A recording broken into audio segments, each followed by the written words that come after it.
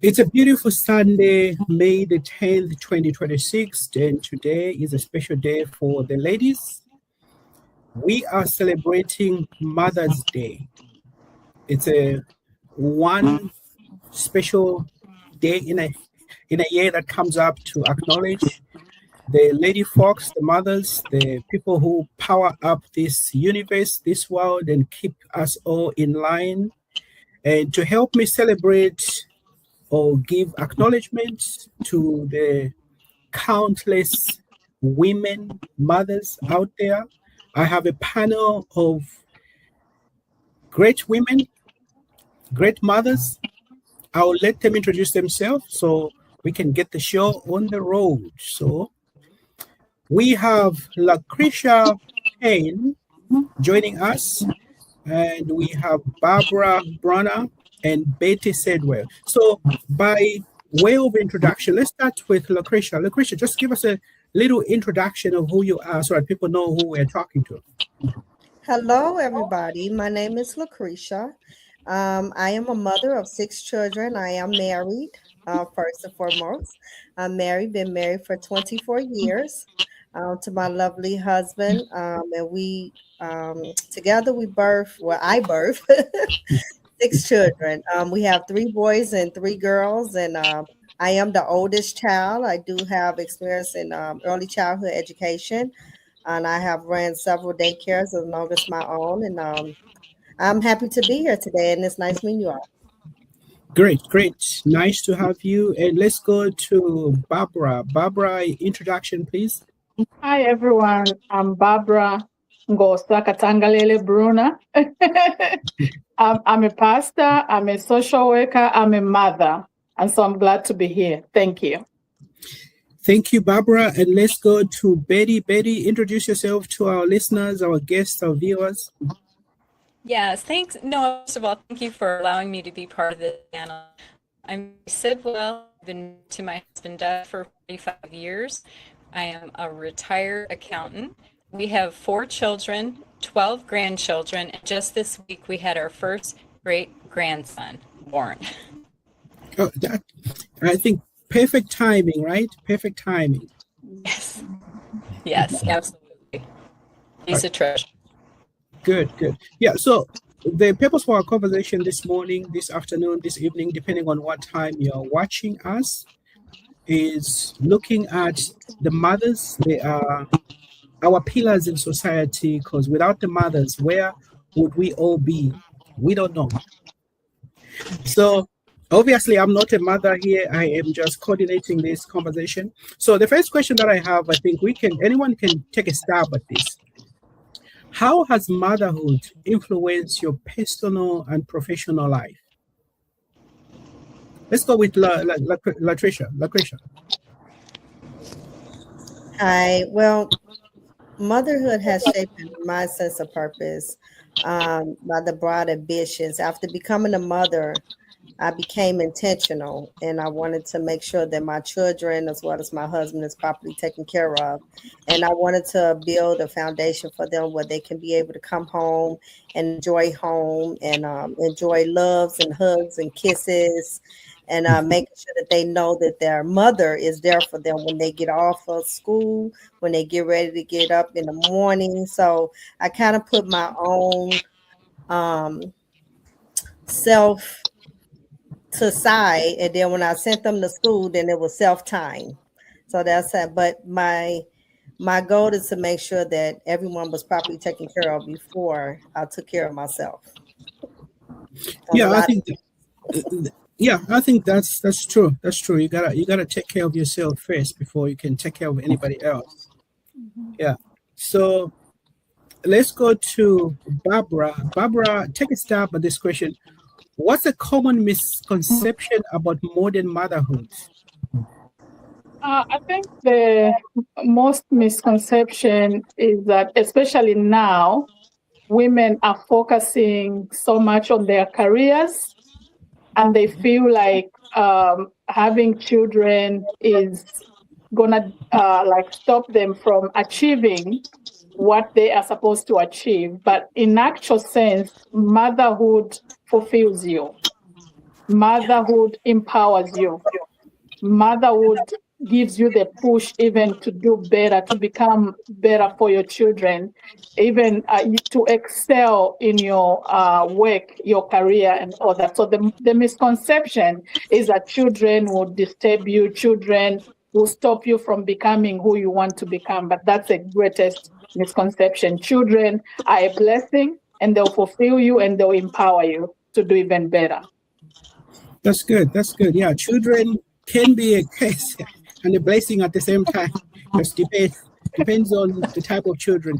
Now that brings me to the next question for Betty. Betty, how do you model resilience and self-care for children? Oh, how do I model it for children?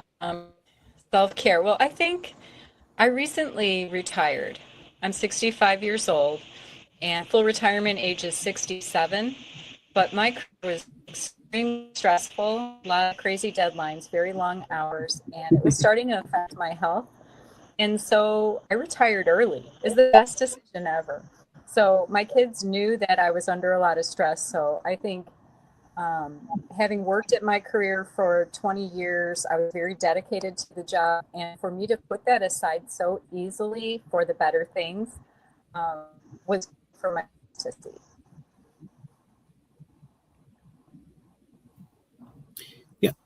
Yeah, I think retiring gives you enough time at least to care for the little ones, and I think countless more who look up to you. So that's good. That's good. Yeah. So we're gonna take a short break, and then we'll be right back, and we'll continue the conversation looking at the special day that we have celebrating motherhood and Mother's Day. So we'll be right back in a few seconds.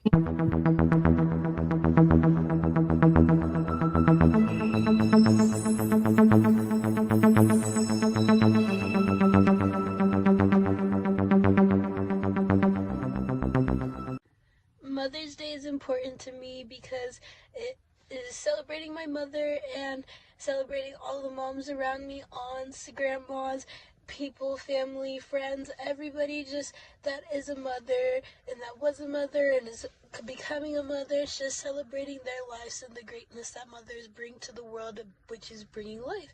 And I just love celebrating Mother's Day. Happy Mother's Day to my mom. I love you, Mom. Thank you for bringing me life. I'm very grateful and very blessed to be here on this earth and to be able to celebrate Mother's Day with everybody here. Thank you.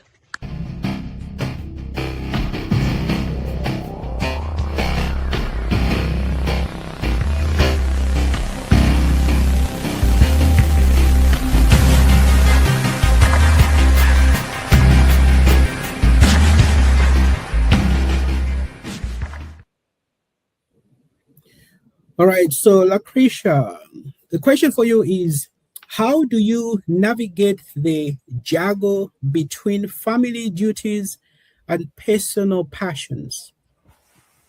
Wow, that's a huge question because I have 6 children. I'm married with 6 children. But what I do is how I balance my day is I make sure husband is okay before he leaves out for work. I sees him off. Hugs and kisses always. And then I attend to the children and get them up one by one and make sure they're ready for school. And then after that, after I've sent them out for school, then I attend to me. So I may get my nails done, my toes done, make sure my hair is in order. I smell good. I sit and I read the Bible, or I'm listening to praise and worship, or I'm listening to some kind of prayer.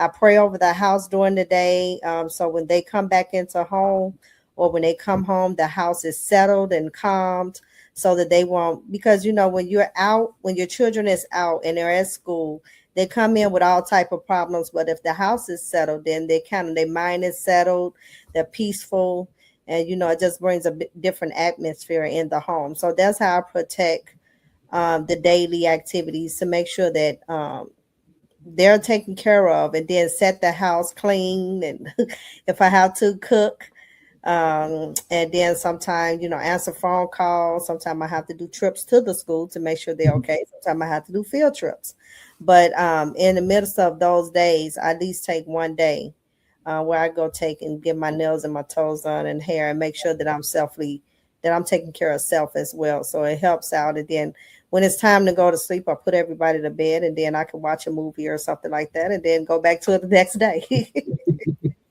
But each child get a day.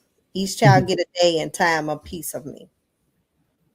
Yeah, I think it's good to have self-care, take care of yourself. There's so much being thrown, especially in this time and age. There's just so much coming at us from different angles. So you gotta take some time to work on those toes and sit back and relax, right? Yes. Those moments are really nice, and you can have like your little spa time. That's good. Hi, what's your name? My name is Tokozile Malaikadaka.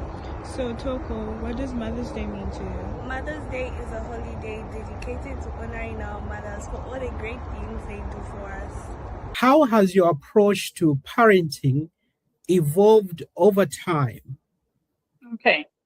So when I first became a mother, I would say I was a replica of my mother, because that's what I knew about motherhood. It's what my mother did, how my mother raised me.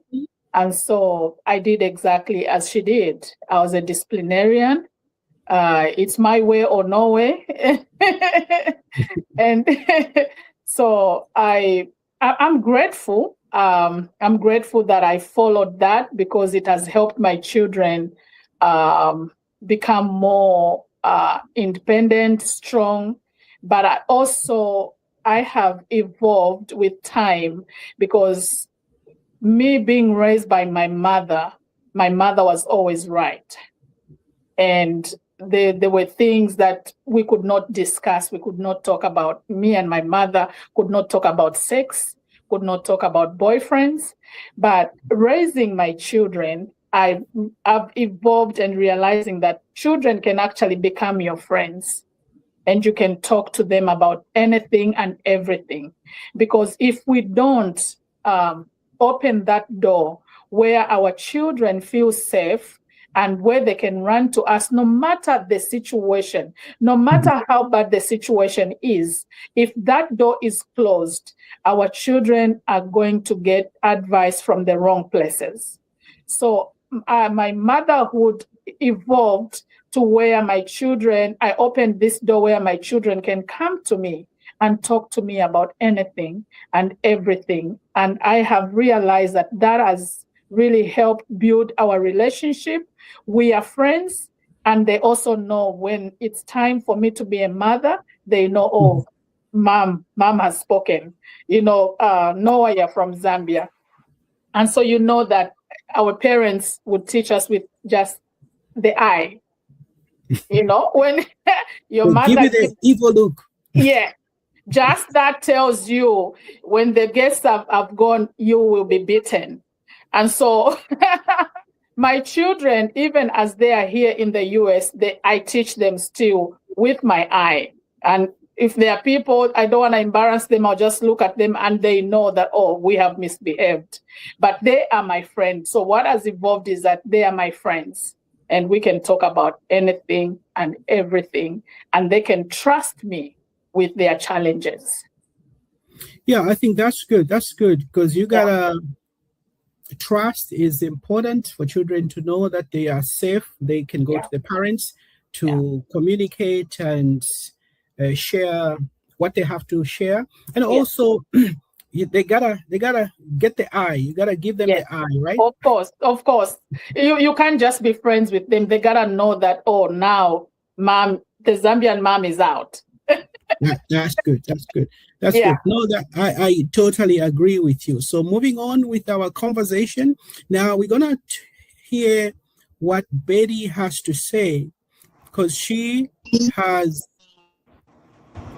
now retired and she has plenty of time on her hands, I assume. Or the question for you, I have a question for you, Betty, is what conversations about motherhood would you like society to have more of? Oh, I love this question. I would love for society to have more conversation about just motherhood.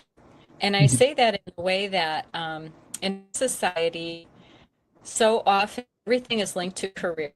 It's like career is number one and everything else is after. And I would just love for that to get shelved and to just focus on motherhood. Just focus on what it means to be a mother from the time when you have birthed that little infant. And for some reason, when you're at the hospital, they let you leave the hospital with this little infant with no instruction book. And you take this little baby home, not knowing, not having a clue what to do. And then you learn, and then become a toddler. And all these seasons, and then there's the horrible years, teenage years, where our children all become demon possessed. They're so bad. Teenage years, it's awful, but it's a proving ground for motherhood because we never ever give up on our children. We hang in there with them, and sometimes, yeah, we've got to whoop those kids, especially in those years when they're being belligerent and trying to figure things out, and they think they know everything. You know nothing as a mom. So I think during those years, there are times that are just so precious. You can cuddle that child, or you're reading a book with that child, or you're going to the park and you're having a picnic, you're just taking walks, going to church, watching your child get saved, all the things that are so precious. But there are other times you are a young mother where you really need an older woman to come alongside you. And a lot of us have had moms that we could depend on, but not all young women have moms to depend on or grandmoms to depend on. So I think it would be wonderful today for women to just open their eyes and see those younger women. They present themselves so that we put it around them. And I think the best thing we could do is to just let them know that this too shall pass. You're going to get through this. This too shall pass. Well said. Hi, what's your name? Hi, my name is Chumru. What does Mother's Day mean to you? Mother's Day is a day to honor motherhood and mothers on their social, physical, and emotional impact they have.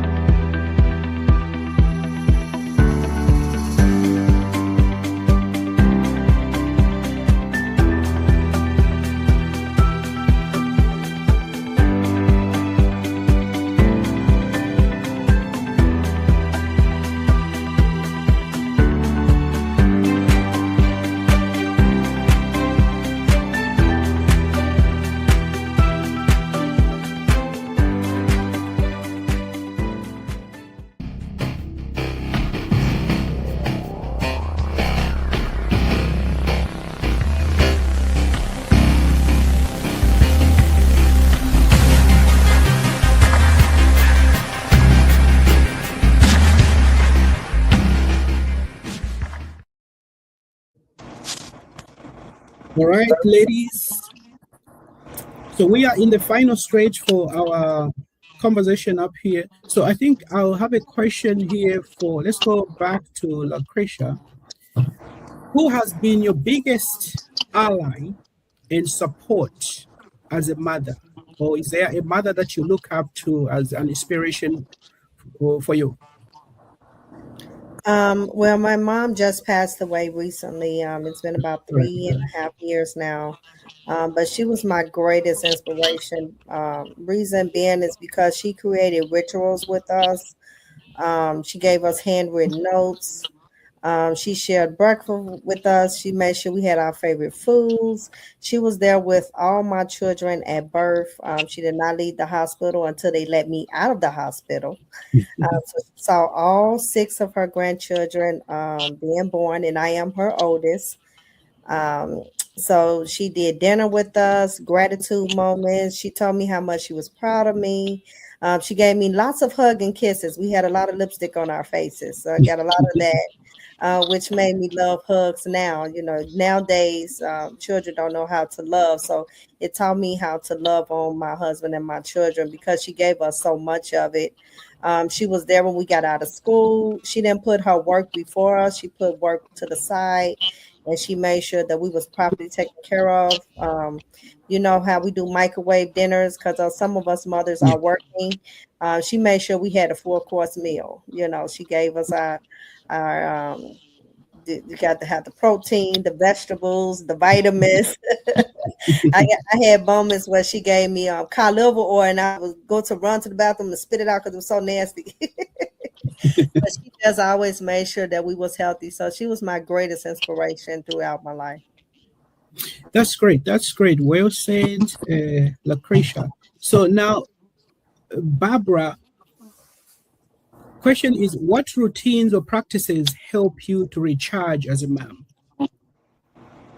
So for me, what helps me to recharge is just being in the presence of the Lord.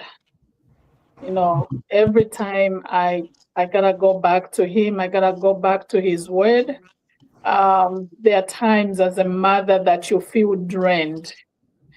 You know, especially those like Betty said, the horrible teenage years. Those years are so hard, where your children feel like they know more than you. You get drained, and you just wanna hold their head and shake them and but you know, in times like that, I have learned to run back to God, and I have learned that He's always there. You know, I've learned that His word is true, and so I've learned to trust in His word. That even when I see them go astray, I know that they are safe in His palm, because the Lord Jesus says, "Those that have been given to me, none of them have been snatched out of my palm. They are safe."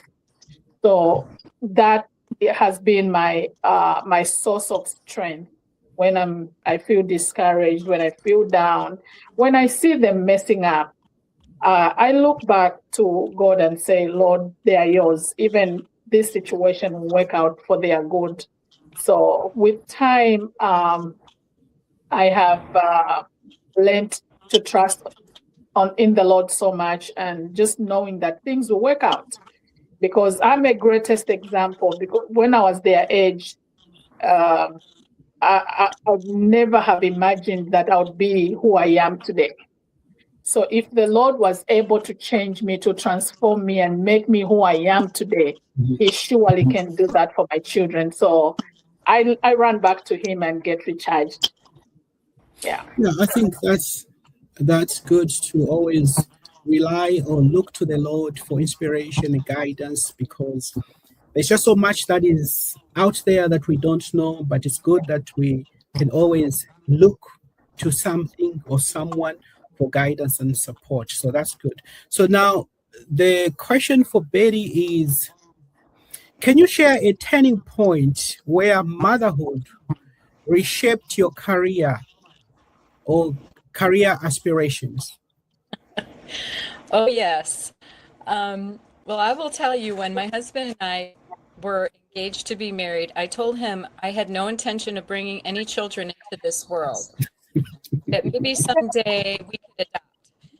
And he agreed to marry me anyway. And no sooner were we married and baby number one came along. And so I wanted to stay home with my child, and it was very different because I had a very strong idea of where I was going to go. I was going to go to college. I was going to have a very exciting career, but I had this baby And I was not going to leave this baby with just anyone. And I think, if my mom or my sister lived where I lived at the time, I had someone I trusted, it might have been different for me. But where I lived, I literally had no family, no friends. At that time, it was just Doug, my husband, Doug, and I. So I decided to stay home. And then when that first child was about 2, to school for computer programming. I went to night school. And so my husband would watch her when I was at school at night. I was with her in the day when he was working. And as soon as I finished school, boom, I don't know how it happened, but here comes child number 2. So again, so my career got put on the shelf and I decided to stay home, and then boom, boom. So number 1, number 2 daughters, number 3, number 4 sons. So I put that career on the shelf and I decided, and I was fortunate, I decided that I would stay home and raise our children. And my husband wasn't really excited about that at first, that all the financial burden would be on him, but he came around. And now when we look back, those were very lean times for us. We struggled very much in those years. But I will tell you, for me, and for my husband, he is now very happy that we made that decision. Very thankful I got to stay home, raise my children. And then my career came after. So it changed everything. And I will tell you, and I hate to admit this, but I'm going to anyway, I was a little bit selfish. I just, I wanted this career. I wanted to make all this money. I had no idea how selfish I was being. But when I had that first baby and my heart melted, and then the second one, and I was so afraid I couldn't love the second one as much as I loved the first one. And you just do. And then the third one, same thing. Fourth one, same thing. Your love, God just gives us love that grows. It grows. It doesn't have a period at the end of it. And when the grandchildren came along, that is a whole nother kind of love. It's my reward for not hurting my children, letting them live. And my grandchildren, I adore them. You walk in the room and they run up to you, grandma, grandma, grandma. My kids, I don't remember them running up to me, mommy so much, but it's so different being a grandmother. It's just wonderful. And, through motherhood, God completely turned my selfish heart around to give it away, to not keep it for myself and race after money, but to pour myself out to my children. One of the best decisions my husband and I ever made, for sure. Great. Well said. Kids are a blessing, and we thank God for that. Hi, what's your name? My name is Atal Love and Blessings. What does Mother's Day mean to It you? means to me that my mom is happy, she gets presents.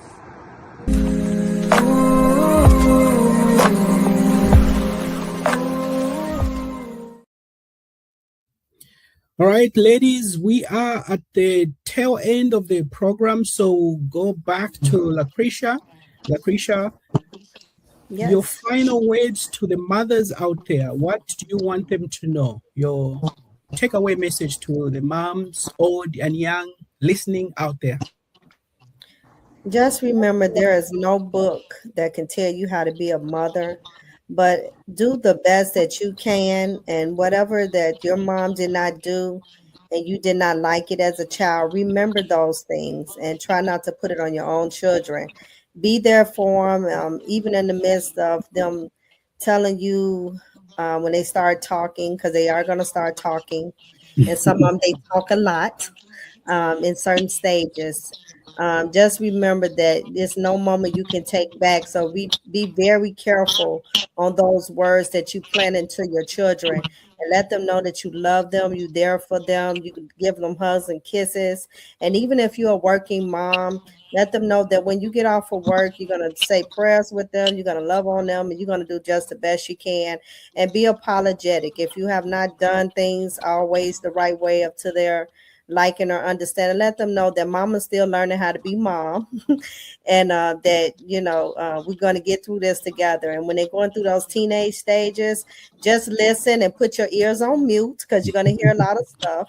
Don't be judgmental. Remember that you was a child before too. Remember you was a teenager and how you set your mom through things. And remember that you want to have a positive setting for them at home. So don't be yelling all the time. Don't be bickering. And if you need to, go to the park and just yell it out.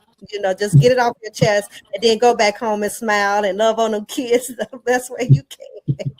And remember, self is very important. Take care of yourself. And you don't have to put yourself on hold. You just need to balance your time and ask God for grace and mercy and keep God first and prayer all the time. Prayer all the time. Whatever God you pray to, just pray all the time and ask Him to help you in the midst of your journey, and you'll be just fine. Thank you. Well said. Amen to that. So, Barbara, what final message do you want the ladies, moms to know out there? So my final words to the mothers out there, and I'm not just talking to mothers that have given birth to their own children. I'm talking to every woman. Just by being a woman, you're a mother. You're a mother to your children. You're a mother to your community. You are a mother to your siblings. You are a mother to the people around you. God put that in us. And so what I want to say to you is that don't lean on your own understanding. Let God lead you. Let God guide you. And I want you to know that motherhood is the greatest gift that we can get from God. God entrusts us with His children to raise them, to nurture them, the same way that He loves us. We are His children. He has shown us how He loves us. And so we are to love on our children. We are to love on the people that God has entrusted with us, to nurture them. We are to love them and just pray for them and bring them up in the fear of the Lord. So don't be afraid. Like Lucretia said, there is no manual. There's no way where you're going to know how to do it. There's no right way. There's no wrong way. We will just be there and just love them and raise them to the best of our knowledge. I think that's what I would encourage the women out there. Thank you. Thank you. Well said. Betty, your final words to the mothers out there? Okay, so I would say, first of all, be gentle with yourself. Don't be too hard on yourself. We're never going to get everything perfect. But if you are leading with love, you're gonna do the right thing. The other thing is really important. Surround yourself with godly women who can come around you. We do need each other through these years of raising children. And when you see the women that are doing it well, keep an eye on them. Try to get close to them. Figure out what it is that they're doing, because I agree, Lucretia, what you said, there is no manual, and we're just trying to figure this thing out as we go. And it's really important to keep your loved one. Sometimes children, they will test your patience, and you might not feel very loving every moment. There are times when that's going to be difficult. But if we get on our knees, before God, He'll fill that love tank back up for us. And also, I want to say, don't be afraid to say no. One of the regrets in my parenting, I wish I had said no more. My kids tried to convince me that I was the meanest mom in the whole world, always saying no. Nobody else's parents say no, like you say no. That just wasn't even true. So if I could do it over, I would have said no a whole lot more. Yeah. Don't be afraid to say no. And the other thing I would encourage you, don't give up on them. Never, never give up on your kids. There will be times when at least in my case, I had a very unruly teenager who kept telling me this child was going to emancipate herself and she was going to move out and this and that. And finally, I came to a point where I gave her a big green garbage bag and I told her, get your clothes and get out. I had enough of her. And no sooner had she left the house and my husband and I went in our car and we're driving all around trying to find her. And praise God, of course we did, and brought her back home. And that's another regret. So I just want to put that out there because I certainly haven't done it perfectly. I made plenty of mistakes, but my two biggest ones are no more. I wish I had said no more. And the other one was never, never give up on them. And Lucretia, I love you said, go to a park and scream your head off if you need to. But don't give up. And no matter how much they say they're going to do this or do that, you know, they're still, even as teenagers, they're still children. They are still children. They have a lot of growing up to do. And I will encourage you to read Proverbs. Do you know there are 31 chapters in Proverbs, and there are 31 days in most months? So if you take whatever day of the month it is, and you just read that chapter of Proverbs, you will go through the book of Proverbs. I've been doing it for decades. And I learned so much about how to be a mom through the book of Proverbs, of all places. So yeah, I would definitely encourage moms to do that. Thank you. Thank you. Well said. Ladies, thank you. And I wish you a happy Mother's Day. Hopefully we will reconnect sometime in future. But for now, enjoy your day and be blessed. Thank you. And Thank you. Thank you. Be blessed. bye-bye.